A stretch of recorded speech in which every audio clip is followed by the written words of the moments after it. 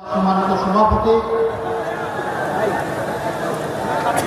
চট্টগ্রাম মহানগরীর বাংলাদেশ জামাত ইসলামের আমির জনাব নজরুল ইসলাম, মঞ্চে বসা বাংলাদেশ জামাত ইসলামী এনসিপি, বাংলাদেশ খেলাফত মজলিস সহ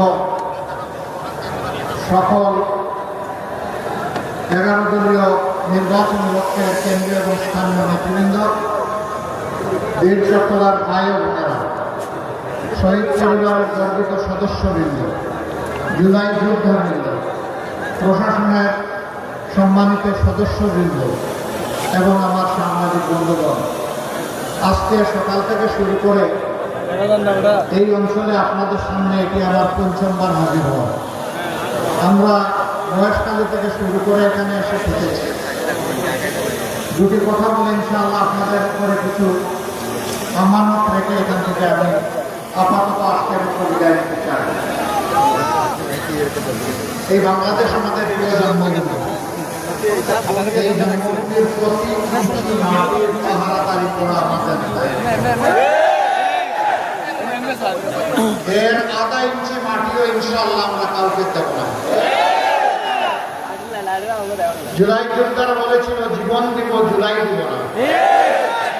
আমরা তাদের সাথে সুর মিলিয়ে বলতেছি জীবন দিব, মাটি দেব না। আধিপত্যবাদ আর বাংলাদেশে মানা হবে না। বাংলাদেশ স্বাধীন দেশ হিসেবে মাথা উঁচু করে দাঁড়াবে ইনশাআল্লাহ। আমাদের যুব সমাজ তারা প্রভাব করেছে দেশের যে কোনো মর্যাদা রক্ষার জন্য বুক চিপিয়ে লড়াই করতে তার চট্টগ্রাম মহানগরী শুধুমাত্র বন্দরনগরী নয়, শুধুমাত্র বাণিজ্যিক রাজধানী নয়, এটি এক সুদীর্ঘ সংগ্রামী ইতিহাস আর প্রতিরোধের রাজধানী।